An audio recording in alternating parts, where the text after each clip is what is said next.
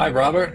Hello, Andy. Thank you so much for talking to us today. We're huge fans of yours and huge fans of your new book. Just so everyone knows, I am Andy Hunter, the CEO and founder of bookshop.org, which exists to help local independent bookstores survive and thrive in the age of Amazon and e-commerce. And we've got 2,500 bookstores in the US now under our banner. We were really happy to see that you were promoting local bookstores when you promoted your book. Well, Andy, I believe in local bookstores, and I also endorse and believe in what you're doing in this age of Amazon and the age of e commerce. It's extraordinarily important to preserve, protect, and support our local bookstores. Yeah, well, we'll talk a lot about the different ways that people can kind of support society and what we can do.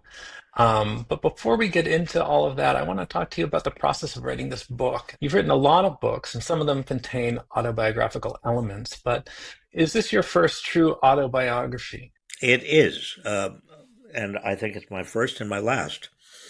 I mean, how many autobiographies can one write? There's only one life. Yes, I mean, what I tried to do is make this more than an autobiography. I really tried to use the years that I have lived from 1946 through today to explain changes in the political economy, particularly of the United States, that might also explain why Donald Trump is now president and how this nation came up short. I'm not very tall myself. In fact, I'm very short. There's a little bit of a double entendre there. Of course. And one thing that comes through in the writing and also anytime we hear you speak is you remain upbeat. You seem not jaded. You're not cynical, even though you've been fighting this tireless fight to kind of make the world better and to get people to live up to their higher instincts like your whole life and have had so many setbacks and almost victories and partial victories. And so how do you keep that upbeat attitude when right now we seem to be in a period of backsliding? Well, I think several ways. Number one, I stay in touch with young people who keep me inspired and excited and energized. Secondly, I'm old enough to know enough American history to realize that even in perilous times, such as we are going through now, there is a long term, I don't want to sound too optimistic, but there is progress. I remember feeling during the Vietnam War era and before that during the civil rights struggle that America was hopeless. But we got through those, and I think that in many respects we are better for those struggles and those crises. We got through the financial crisis of 2008. Before that, we got through the Iraqi war and the terrorist crisis. So we do get through things. The question is not whether we will get through them, but whether we'll learn from them and whether we will take appropriate measures and reinforce something that I think is very basic in the United States, and that is our resilience. Uh, yes, I am optimistic and I am hopeful. Finally, quite honestly, I find the alternative, that is hopelessness or cynicism, to be so repulsive that I couldn't possibly go there. Yeah, I understand. What do you say to people who say that a lot of society has been upheld by norms, and a lot of the things that have kept America extraordinary have been essentially norms, and that those norms are being shredded, and things like rule of law, opposition to corruption, holding public servants to a higher ethical standard, not using public office for personal gain and power, all these things that were part of what was making America work have now been shredded and or are being shredded. And there are those who say like once a norm is gone, you can't bring the norm back because it's been punctured. It's like it's a deflated idea now, and people don't really believe in it in the same way because they've seen how fragile it was. Well, they don't believe in it in the same way. That's for sure. When norms are threatened or even shattered, they may do what we did after, for example, the Southern segregationists walked out of the Democratic Convention, or they may do what we did when Richard Nixon shattered all the norms that we had then by having an enemies list and having great deal of private money go into politics quasi-legally. What happens is that people are reminded of the norms. In other words, there's a lot that we take for granted. Every generation just simply assumes that what we are given is inevitable. And sometimes we have to be reminded that there really are norms, there are laws, there are rules, there are kind of premises that we have got to re-examine and then strengthen if they are important. I think that's what we do. That's what we've done for 250, 260 years, and I think we're going to do that again after this blight is over. So you're bringing this incredible breadth of knowledge and experience, and in some ways, your book reads like a history of the United States of the past 70 years. And I'm curious how putting that book together affected your own sense of yourself and your life. Like when you go through from your childhood to your working with several different presidential administrations and the ups and downs and the key events and the wins and losses, are you ordering it in a way that then in the end of the day helps you better understand yourself? And is there some kind of making peace with your life that occurred over the process of writing the book? Well, I don't think I'll ever make peace with myself or with this country.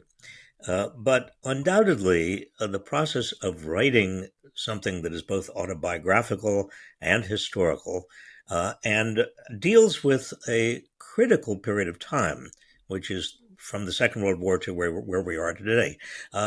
It has many dimensions in it and to it that are frankly heartbreaking, but also remind me of why I got involved in this country's quest for a greater and better union and a greater and better government, why the whole ideal of self government is so important. What it reminded me of most of all is that the generation that came before mine, my parents, um, went through the Depression and World War II and not only learned a lot, but sacrificed a great deal so that my generation and subsequent generations would be able to live better than they, more securely, and with a greater sense of freedom.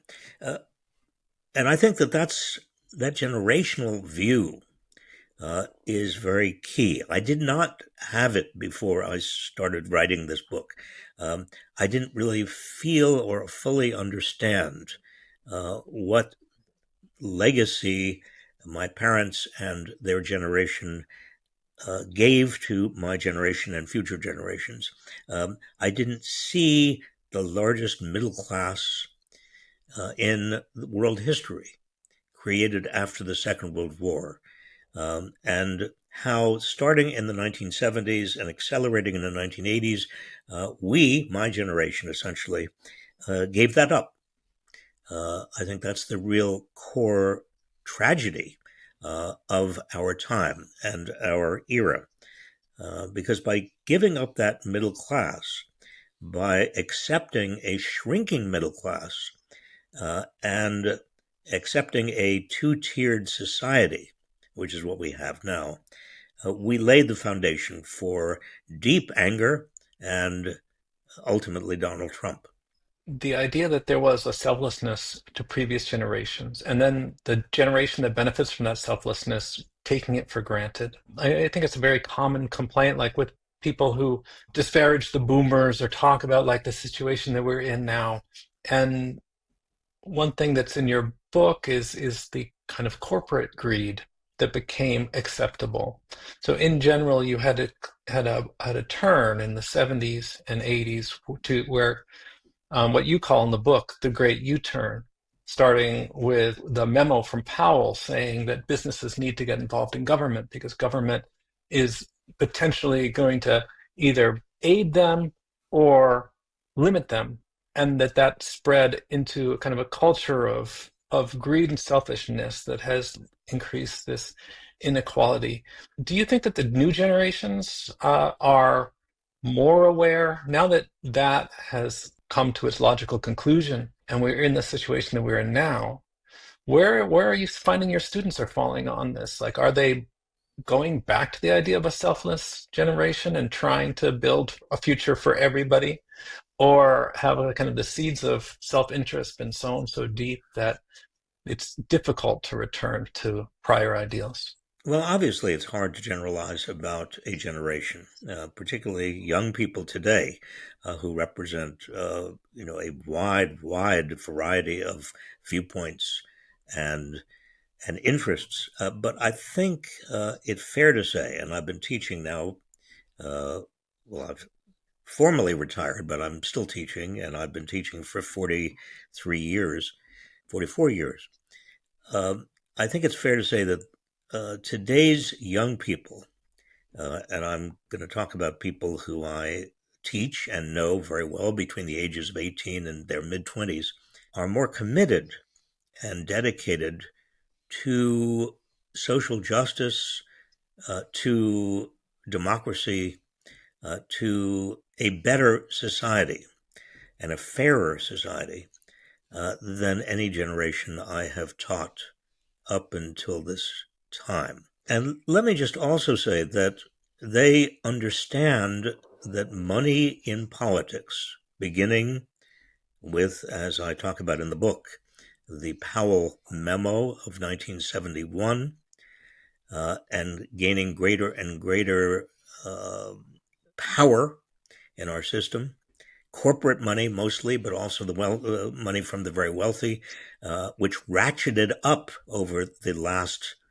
78, 79 years as changes in the rules of the game brought about by big money generated wider inequality because those changes helped people at the top and big corporations become even richer and more powerful. And the ratcheting has continued. Well, young people understand that. They see it, they feel it, they understand it all around them. They ask, why is it so hard to afford a home? Why is it so hard to afford the basic necessities? Why can't we start a family?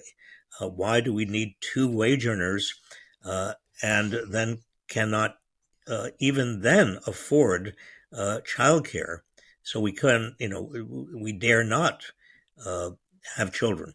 Uh, Young people are right in the middle of this, and they're asking these questions, and the answers they get back are answers that really do suggest that major changes are needed in our society. We are the richest society in world history. We're the richest in the world right now. And yet, our system of capitalism is the crudest and cruelest of any. We subject people to more fear and more uncertainty and more insecurity than any other advanced capitalist nation. And young people are asking, well, why? Why is that necessary? These are good questions. These are important questions. And the fact that they are asking them makes me further encouraged. That kind of dissatisfaction and question answering is also marshaled and used as leverage by the other side who want to misdirect that anger towards other targets like immigration, for example.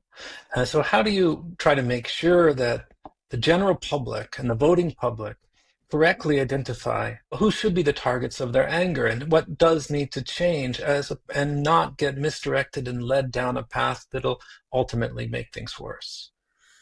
Well, there really are two choices here in terms of explaining to young people and explaining, for that matter, to a large and ever larger working class and lower middle class that feels um, disaffected and insecure, why they are where they are. Choice number one is to tell the truth, to talk about inequality, widening inequality, corporate power, monopolization, the weakness of labor unions and why labor has become so weak. In other words, to tell the real story of power.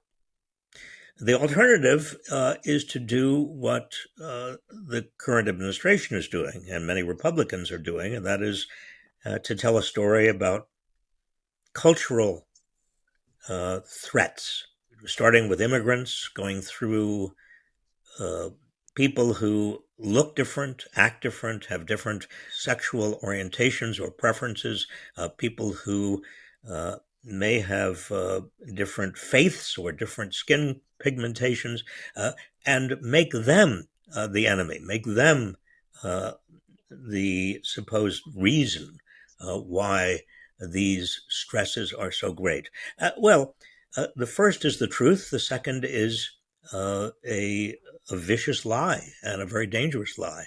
Now, how do those of us who understand the truth get the truth across to people?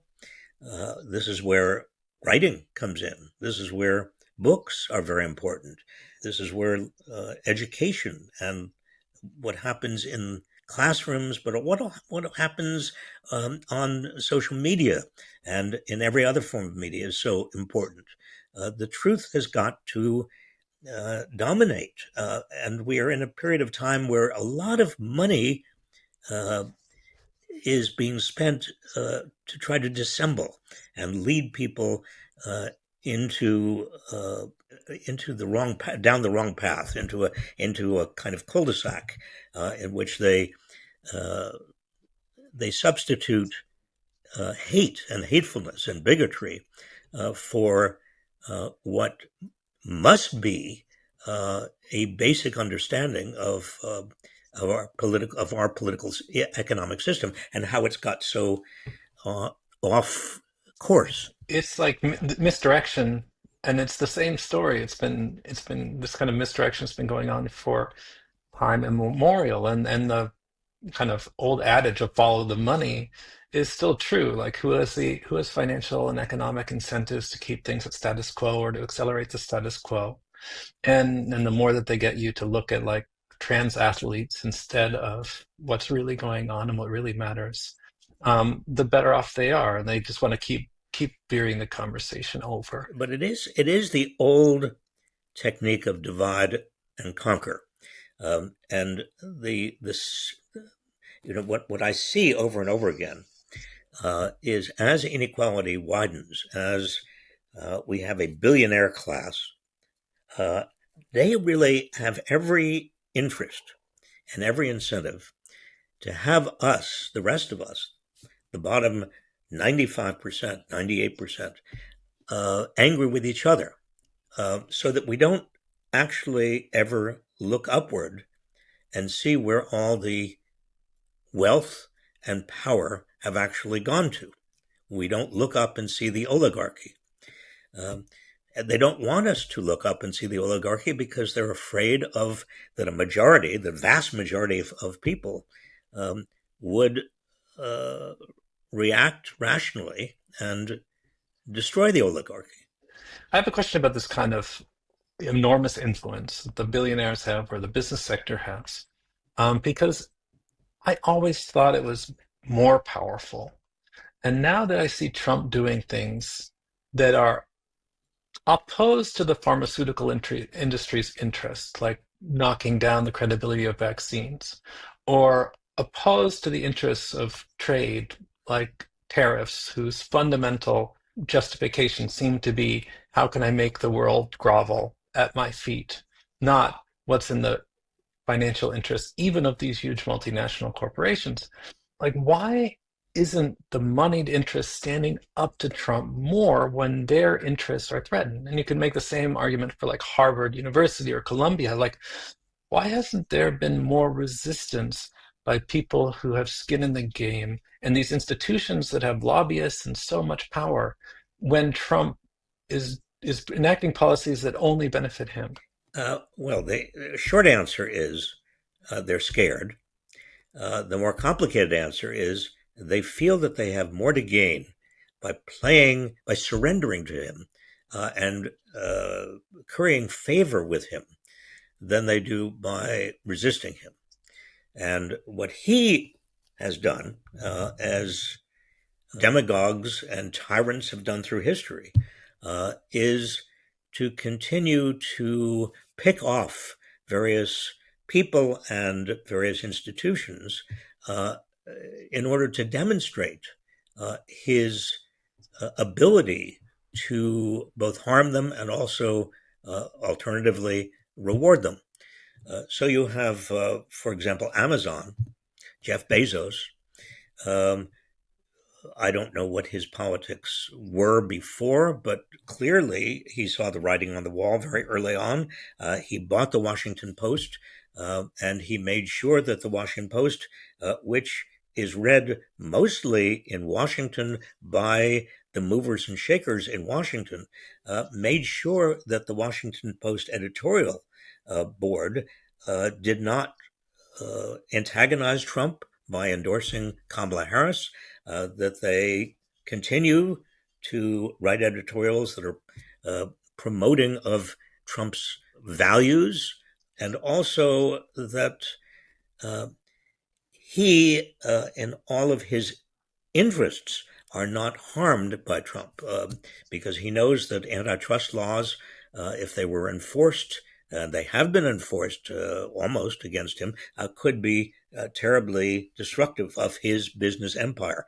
Well, it's much the same with others. You look at what has happened to Paramount, CBS, Sherry Redstone's interest in selling Paramount to Larry Ellison's son, David, who is much more aligned with Donald Trump. CBS News therefore becomes a kind of small echo of what it used to be at the time. I remember, you may remember, um, Walter Cronkite, and you don't remember Edward R. Murrow, but CBS was where people looked to for news and analysis.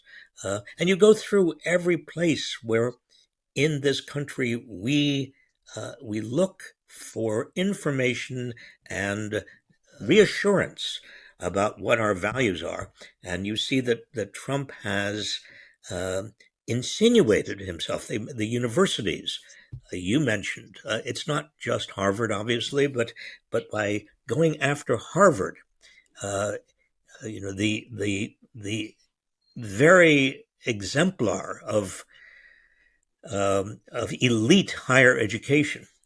He understands that if we can get Harvard uh, to surrender, then he can get the entire system of higher education to surrender. Same with law firms. Um, so, your question to me, why isn't the ruling class of America making a greater fuss, uh, really is consistent with the follow the money theory.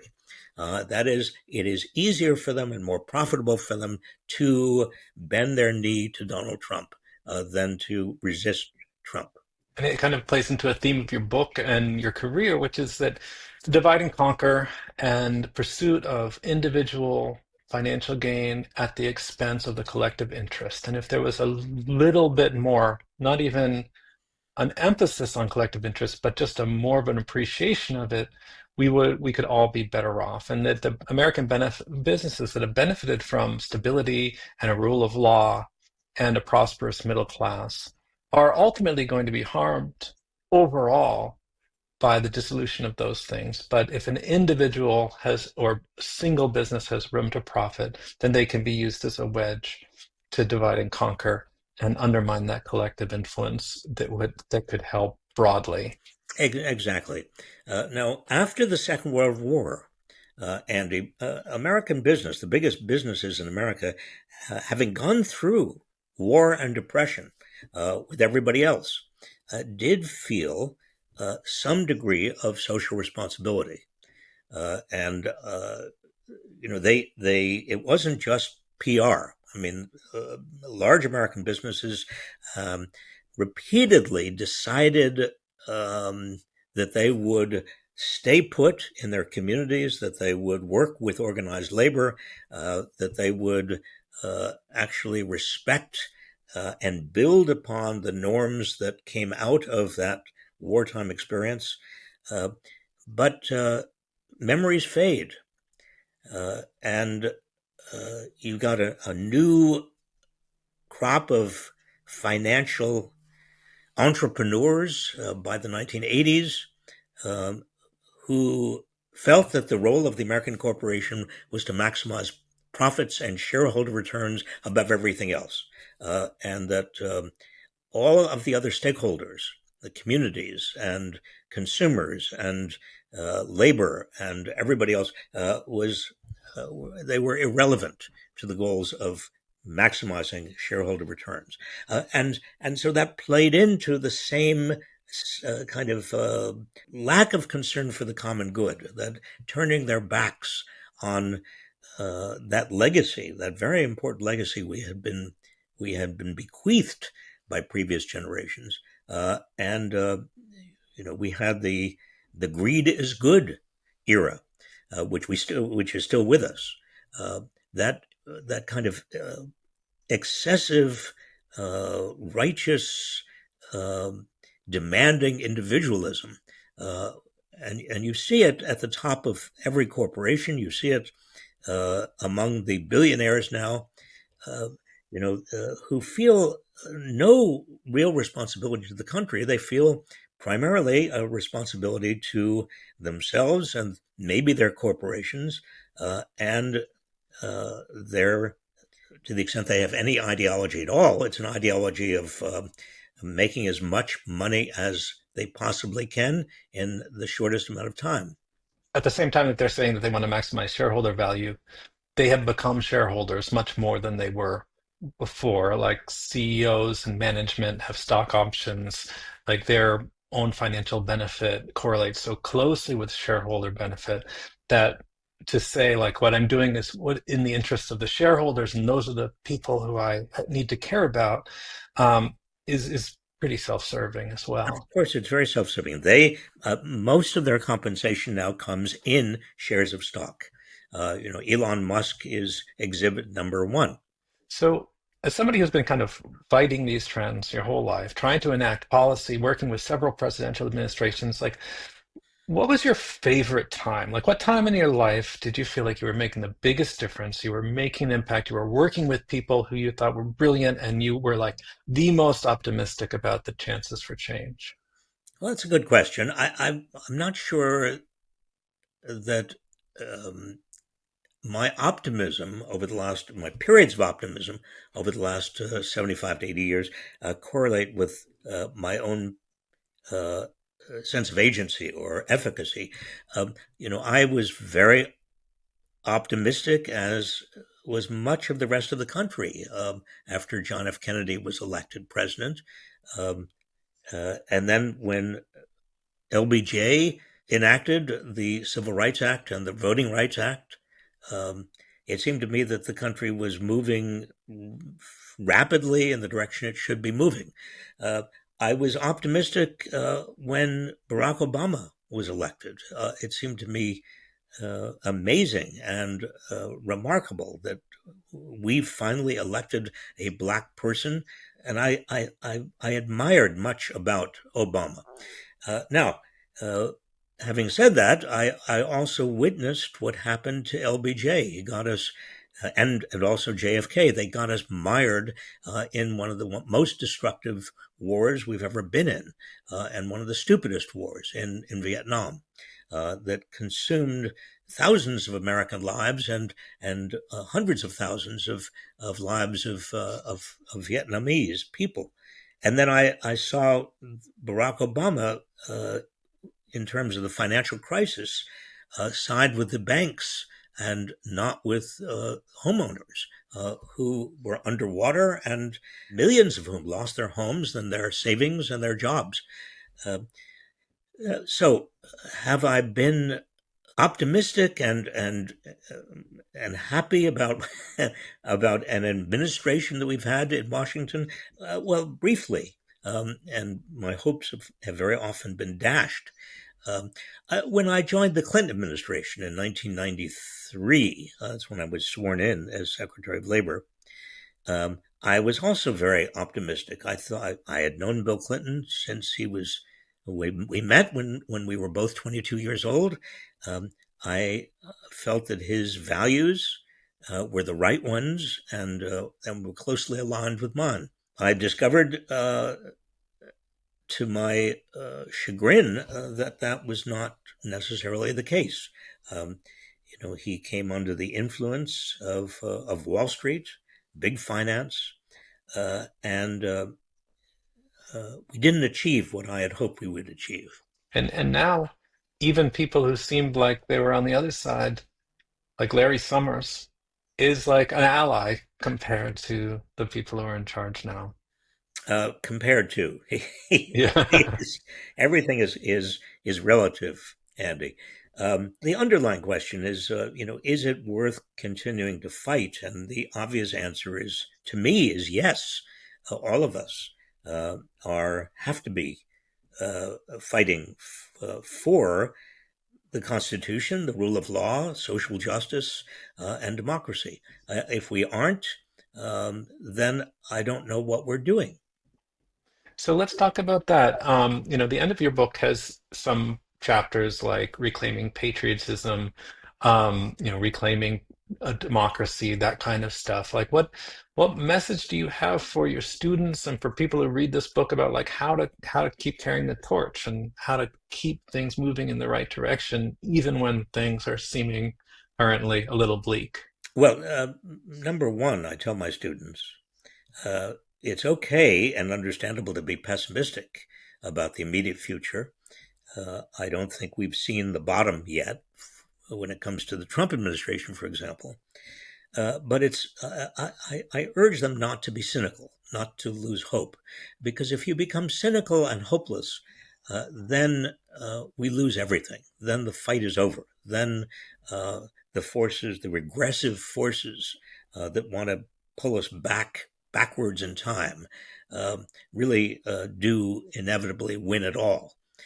Uh, Secondly, I urge my students and others, my readers, to have a longer term view, uh, to not be overwhelmed by the short term losses or the downsides or outrages that they feel every single day. Um, those are understandable, but it's very important to hold uh, to the principles, which gets me to number three, the principles that have been handed down to us. Uh, the principles that were founded. I mean, you can see them in the Gettysburg Address, in Franklin D. Roosevelt's first and second inaugurals, in the Constitution itself, in the Declaration of Independence. I mean, these are statements of common value, statements of the common good.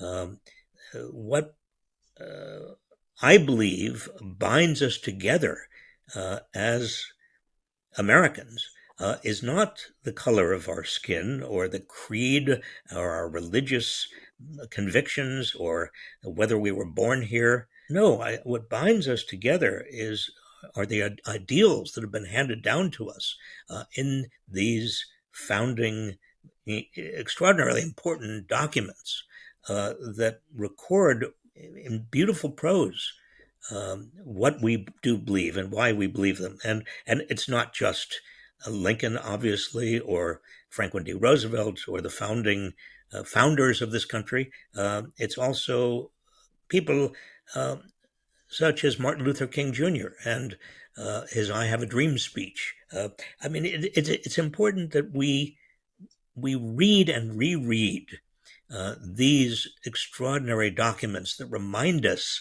of the common good. On a practical level, if I'm just somebody who happens upon this on Instagram and you wanted me to do one thing and I'm 25 or 30 years old, what should I do? It would be presumptuous of me to tell you what to do with your life. You're going to, I hope you have a wonderful life, and I hope you get to my age or older and feel that you've done what you could to make the country and the world better.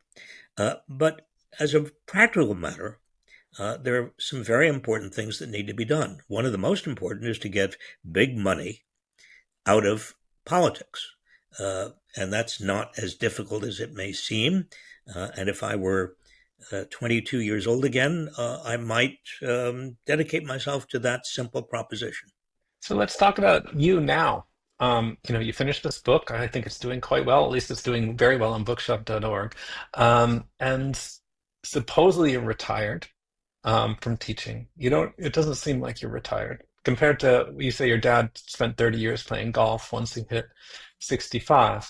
It seems like you're doing Substacks and a documentary, and I wouldn't be surprised if you did some teaching as well. But and you have Inequality Media.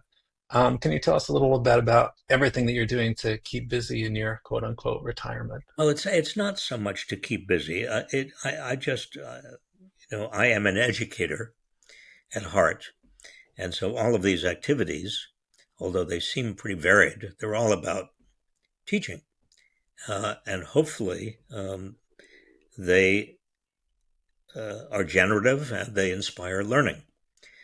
Um, I think young people today don't read as much, perhaps, as young people 40 years ago.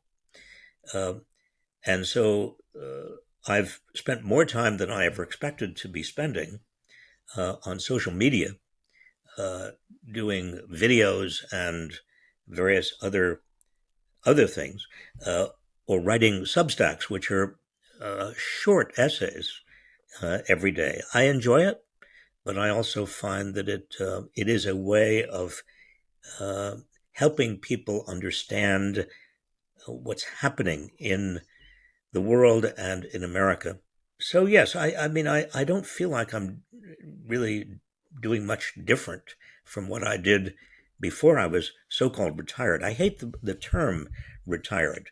I don't know. It sounds like if somebody's retired, they go on a shelf somewhere. My father really did not like his work. He worked very, very hard. There were no aspects of his work that I remember him enjoying. So when he got to 65, which was retirement age in those days, he could not wait to stop working. Well, I'm one of those people who are blessed, and maybe you are. I hope you are, Andy, with a sense that you enjoy your work. You every day you get up and you say, "Well, this is." I'm kind of curious and excited about what's going to happen today. Well, we are blessed. We are a small percentage of the people who are working, and I hope you are like me. You'll never stop. So, how do people who want to keep up with you, what's the best thing that they should do? Subscribe to your Substack?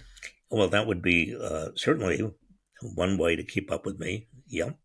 And they could also subscribe to Inequality Media, Civic Action. They could, if they wanted to, watch the movie that I did not make. Elliot Kirshner was the director, and Heather Lofthouse was the producer, is the producer. It's called The Last Class. They can go to thelastclassfilm.com to find out where it's playing. And they can obviously also read my book coming up short, which, again, I want to Well, thank thank you. you. There, there it is. There you go. Uh, because your wonderful group and your wonderful company has made it possible for many people to get the book and to support their local bookstores. Thank you. Yeah, and thank you, Professor Reich, for speaking with us and taking your time and for everything you've done over the course of the past like 60 years of civic life that you've been involved in. Well, thank you, Andy.